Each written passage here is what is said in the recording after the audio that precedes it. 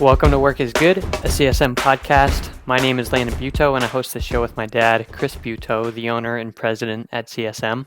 This week's conversation was with Rob Mitterando, one of the founders of North Arrow Coffee Company, which is a pro-life coffee company. And they give a significant portion of their revenue to various pro-life organizations. And it was really cool to hear about their mission and their story. Do apologize in advance for a few technical difficulties with the Teams call, just as a quick heads up, and I hope you can enjoy this week's episode. Thanks for joining us, Rob. Really appreciate it. We're just going to let you go ahead and kick it off with just an introduction, just general introduction. We'll get back just to kind of a more detailed story, but just give us a quick intro, who you are and what you're doing. All right, great. Well, thanks for having me on. I'm very excited to be here and share our story. But my name is Rob Mitterando, and I am one of the co-founders of North Arrow Coffee Company. We're a startup. We just opened last year, but we're a specialty grade coffee company that provides roasted to order coffee to its customers. And our company has a purpose behind it, which is to contribute as best as we can to the end of abortion in America. We do that by donating 15% of our sales to pro-life organizations. That's great. Praise God. Yeah, good work. Yeah, thank you. Well, good. Appreciate the intro. So, yeah, how did you? What was your process to that journey? I know you're a veteran-owned company. So seems like there was probably a pretty quick transition there, pretty firm transition over to a different line of work there. What was that process like for you to get this company off the ground? Yeah, the transitional process for me has been over a decade. I got out of the Marine Corps back in 2008, and then I did some other paramilitary work for a little while. Eventually moved back home and worked in the construction trade for upwards of a decade until 2020, when I got laid off from my job, and I've been home with my family, completing my education since then, as well as helping homeschool my kids. So how we got into the coffee company is my partner and I worked in our previous job together, and we just kind of struck up a friendship. We're the only conservatives and the only, well, as far as we knew, the only like real Christians, not as opposed to fake Christians. I just mean like the only Christians in the business, in the place that we were working, and we kind of gravitated towards each other. So many times we would talk about abortion. We'd talk about what it means to be a veteran, what it means to be a man of God. How do we synthesize our oath to defend the Constitution, which means defending the people that the Constitution protects, with our love for the world because of who Christ is, and arrived at a dead-end conversation for a couple of years. We just had the same circular conversation. With that, we've talked about many business ideas together. I'm a bit of a serial entrepreneur, and every once in a while, I'll catch a cent and start running it down. And not everything, becomes a business. But back in December of 2021, DJ and I were chatting, and I said, "Hey, man, what if we just started a coffee company?" And made a very simple pledge to our customer that this is who we are, and we're going to be authentic to our values no matter what. So if you associate with our brand and you like us, you could rest assured that we're not some weird grifty thing, or that we're not going to turn our backs on our customer base and the people who help us build our business. And then very quickly, within a few days after that, one morning I was in prayer, and man, the Lord just put the abortion topic right front and center, very heavy on my heart. And I wrote our mission statement, I texted it over to DJ, and I said, "Hey, if we're serious about this and this is what we're going to go for, we're going to start this business together. This is the hill that we're going to fight on." And he's like, "All right, man, let's do it." So that was it. That's how we were born. Yeah, that's great. That's cool. Why coffee? So I love coffee. I don't need a reason for coffee, yeah. But it's still. Well, you kind of just answered the question, right? Yeah. So I'm a little bit of I kind of put it this way, like if there's like a level 10 coffee Jedi, I'm only like a 5. There's still so much to learn But I do really appreciate good niche coffees, great coffee, and all the conversations that DJ and I've had over the years were over a cup of coffee. So very often I would make a French press in the office, and there's too much coffee for me to drink by myself. So I'm knocking at his door. Hey man, I made some coffee. You want to chat? And he's like, yeah, come on in. He's an executive, by the way. So I was in operations. And that kind of became the like the rhythm of our relationship. So the fact that we were talking about coffee on this particular day, and then knowing that this was our history together, was almost like a no-brainer. The other reason, though, is once we actually looked into it, investigated, hey, what do we need to start a coffee company? We found out that it was actually, for the model that we have, it's a very low barrier of entry. And there was a very clear and concise path for how we could get this business off the ground, how we could be profitable in a short period of time. And it just made sense. Everything lined up, and we went for it. Yeah, that's really cool. So, yeah, appreciate the why. That's awesome. Really cool to hear about. Really curious about just the details of that process of turning that conversation into, okay, let's start with a website or start with some sourcing, or what were the details? What was the first thing you went to? Yeah. So the was coming out of construction trade and working a few years in manufacturing on the operations side. It's always, how are you going to make it work? What's the logistics look like? What are our partnerships going to look like, supply chain wise, and all that. DJ is an executive and a IT guy, so we're a couple, and we very, very much complement each other with our different skill sets. So what it looked like was, my initial vision was to seek out and find small coffee roasters, faith-based roasters around the country that need outlets and need to fill their capacity for manufacturing, because I know a lot of coffee companies are dollars of overhead, and they're not roasting at capacity. Companies to partner up with, and let's resell their coffee through a marketplace, essentially build a marketplace. However, we quickly realized that it was going to be really difficult. Technologies weren't in place to do that. And we found that we could do high quality coffee, roasted to order coffee, and a drop ship model. So as soon as we found our current partner, values aligned, they're Christian missionaries that got into coffee almost by accident. They have a superior product to what you're going to get in a Starbucks or in a grocery store. And for us, it meant no overhead going into the business, at least in a operational sense. It was a no-brainer. It was like, this is what we're going to go for. With that, our branding kind of happened organically. Over the years, DJ's always said, "Rob, what's your North Arrow? What's your North Arrow?" And I never really knew. I mean, I always kind of knew it was Jesus, but I didn't know how it translated to business. So I was like, hey, man, why don't we call it North Arrow Coffee? And he was like, yeah, I love it. And then the next morning I wake up and he texts me an N with an arrow pointing up. And in my notebook the night before, I had drawn an N with an arrow pointing up. So it's like, all right, we got our branding. I think that was too easy. Pretty easy alignment and there. Then That's great.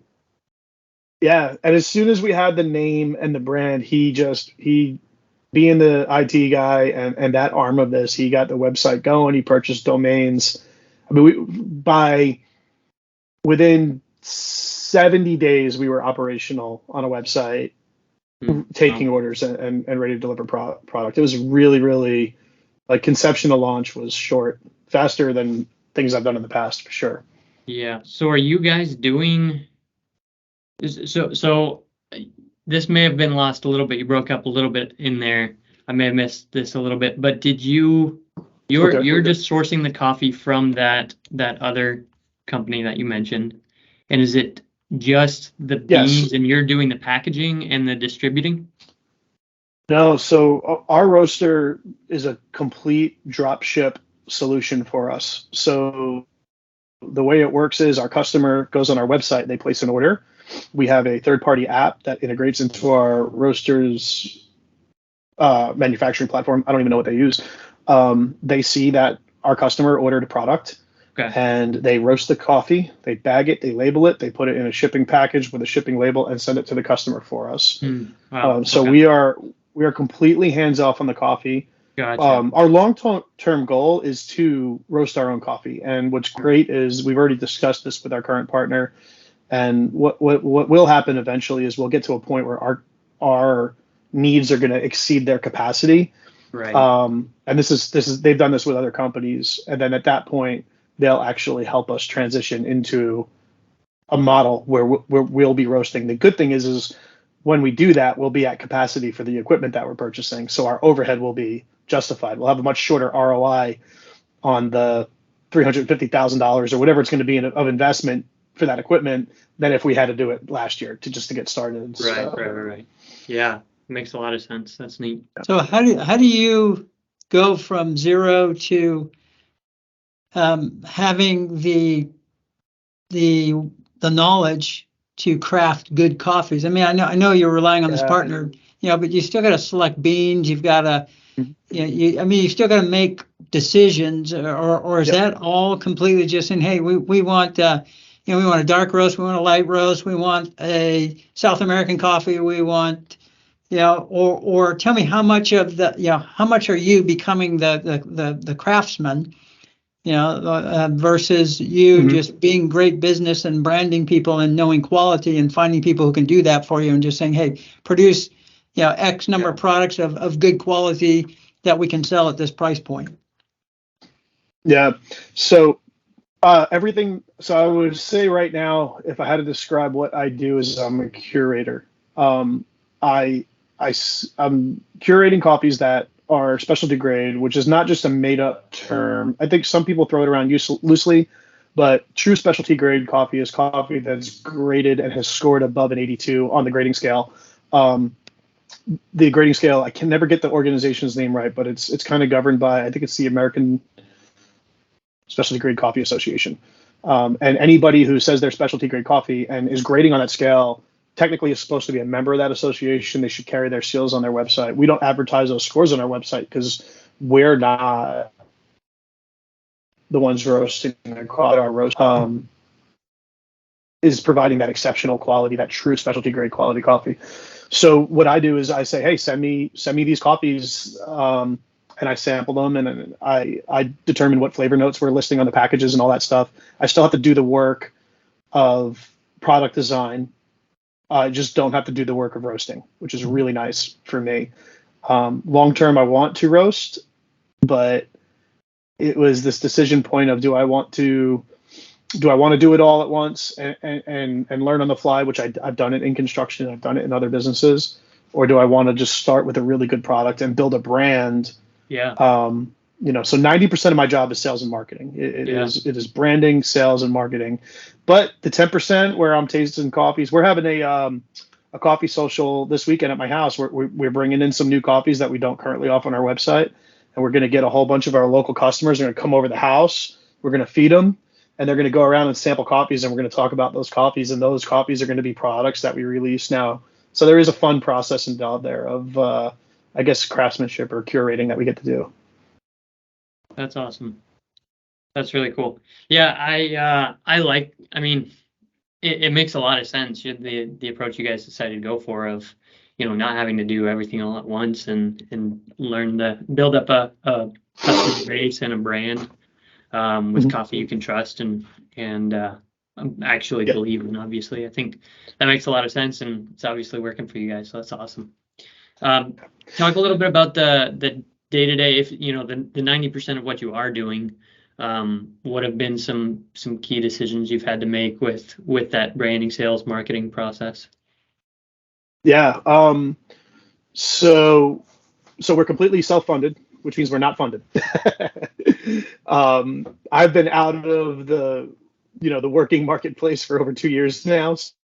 So we have essentially, my family's been living off of the GI Bill, which thank God I have the GI Bill, and our savings, and we've been scraping by, and we just don't have a even a 5-figure marketing budget. So Yeah. most of the work that I do is pure bootstrap marketing.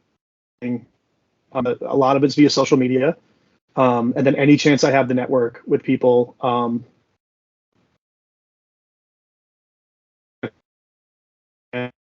and go for it. The interview because it gets our story out there, and we get to meet people that, hopefully as we grow in our separate fields and we have good contacts. Where does coffee and mortgages collide? I don't know, but that's really it. It's a lot of networking, a lot of interacting with people, making sure that we're accessible to our customers, and then we've done some travel, we've done a few conferences and stuff like that, and made some really cool key connections at those. That's awesome. Yeah. In the bootstrapping, the social media, what success have you seen there? So all of our successes really come from there, at least the vast majority of it. I'm sure you've heard this saying. I always mess this up, but there's 3 things, right? You could have it fast, you could have it right, or you could have it cheap, but you can only have 2. So the downside of bootstrap marketing is you're not going to have it fast. Yeah. Right. Yeah. But we're getting it cheap, and not cheap in quality, but where we're not having to invest, a lot of money, and we're able to do it right, which means that we're building a good, strong brand. We're going to have a good brand reputation, 5 years down the road, we're going to be solid, and people know us, which I think is an important part of having a coffee brand. So that being said, it's mostly social media. It's understanding the different social media channels and how to use them. And I'm not a pro at this by any means, but there's things that we put out there on Twitter that cause our audience to react, that cause us to see sales come over from that platform. So we're, obviously we're using analytics to see what works and what doesn't. And then there's Instagram that are completely different. Right. I think that what I found more than anything, though, from a social media aspect is that a personal touch is so important. I think people know when just graphics are being shoved in front of their face and it's automated and there's really no pulse there, versus getting your face in front of the camera, sending out a hot take on Twitter once in a while. That seems to do well. People want to interact with real people. They want to interact with a brand story. Yeah. And are you kind of approaching that from building? Seems to be helping. Sorry, we're off and on a little bit. I'm breaking up a little bit here. Don't know if I've interrupted you there. I got you loud and clear. All right, good. Are you mostly approaching that from building like those accounts? Are those your name, or are those North Arrow's name, or both? So both. I have all my personal accounts, and then we have all of our North Arrow accounts. So all of our social media handles are at North Arrow Coffee, except for Twitter, because Twitter doesn't let you have that many characters. So our Twitter handle is Pro Life Coffee, which is actually a pretty awesome handle too. Yeah. So I leverage both accounts. So one of the ways that I keep it personal is if you go to any one of our social media accounts, in the bio for the business, it says follow our co-founder at whatever it is. My Instagram is, I don't even know my Instagram personal handle. Yeah, so you saw that. Just where, and I think part of having a lifestyle brand and a missional brand, especially the mission we're in, is that we got to have our face on it. I think it's so important. When I see a business or a company in the faith sector that's trying to make a claim, the first thing I click on is the about us and the leadership team. I want to see if they're putting their face on it, and if they're not, I feel like I'm less inclined to have that trust there. So I probably do 80% of my posting on the company side, but then very often I'll put something out there on my side. My Twitter, all my links point back to North Arrow. I'll retweet my personal tweets with the company, and then vice versa, because some people follow me on the company channel and some people follow me on the personal channel. So there's a lot of back and forth. Yeah. So how'd you come across Public Square? Oh man. I don't know. How did I come across Public Square? I just must have stumbled on them doing market research. That's all. That's the only way I could think of it. I Have don't they been? really know how I found them. Yeah, yeah, yeah. I mean, I think I only knew of just their existence through LinkedIn. Someone liked Michael Seifert's post, the CEO, and just popped on their website, checked them out real quick. But yeah, have they been a big piece of just kind of getting some attention on your brand? Because I think that is where, I mean, through them, I think is where I discovered you. Yeah. So when we listed on Public Square, we were the 10th coffee company nationally to list on Public Square. Okay. Now last time I checked, there was more than 40. I think there's probably even more than that now. That being said, any conservative minded business that's not listing on Public Square is doing themselves a disservice, because I'm not trying to advertise for them, but first of all, it's free and it's a directory. Yeah. And you get just enough in there to tell your brand story. The local marketplaces, especially when you get away from city centers, the local marketplaces on Public Square are not saturated with businesses. So it's a really simple tool that you can leverage. We do get traffic on the regular, no doubt about it. Not only that we're on Public Square marketplace, it's that this is one of the places that conservatives are going to right now. They're the same people that are on Public Square are still using Instagram. They're still using Truth Social. They're still using.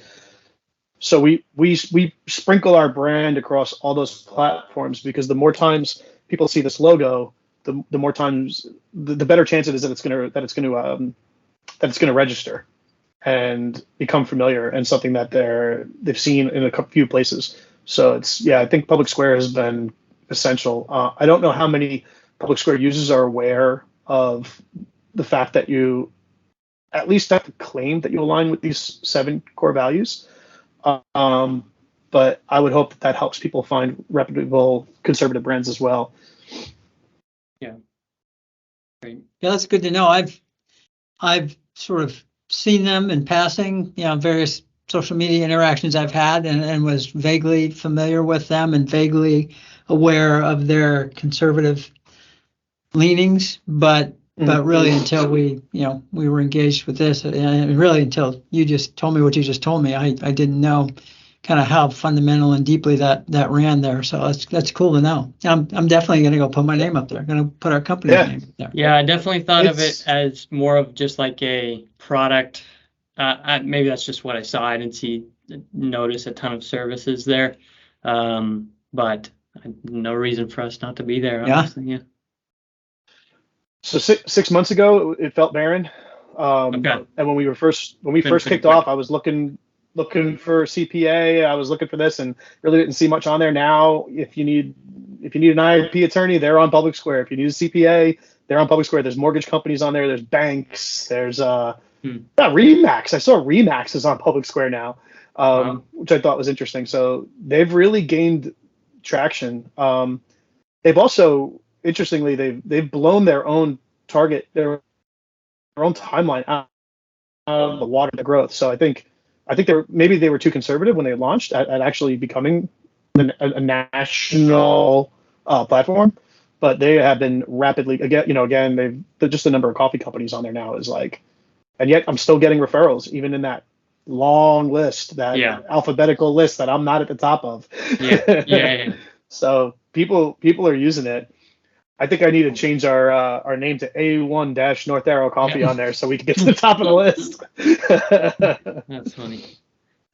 Cool. What are the what are the right kind of demographics for a coffee shop to thrive? Man, that blew my mind. I would have thought that our target audience was millennials, right? That's just where I would go, and I'm right on in between. I was born in '82, so I'm either an elder millennial or a last, what do they call it, a last Gen Xers. Then it's this little micro. I got the worst of both worlds. But our audience, especially with the specialty grade, was the coffee culture currently 25 to 40-year-old crowd. Our biggest demographic of users is women 55 and older. Our brand does really well with that. I guess that has more to do with our brand story than the coffee itself. Now, as for a shop, though, I don't know yet because we're not a shop. Yeah. Right. I hope someday we will. It's not in the works, but it's in the works up here at least. Yeah. So, Yeah. Yeah. It's a possibility. Yeah. yeah. Cool. But yeah, I figured that the specialty grade coffee was going to be a younger market than it is. Interestingly, the specialty grade coffee market is growing. It just eclipsed the conventional market. It now owns more than 50% of the total coffee market, and is growing year over year by 6-7 percentage points, which is even through a recession. Last year's growth numbers in the specialty grade market are like, oh, this is like a recession-proof business. I'm glad we did this. And more people coffee and brewing coffee at home, or 3-4 demographically, where we're not performing well or where I'm not seeing a lot. Actually, just those are opportunities that at some point we have to seize, and hopefully those numbers will kind of even out as far as who's buying our coffee.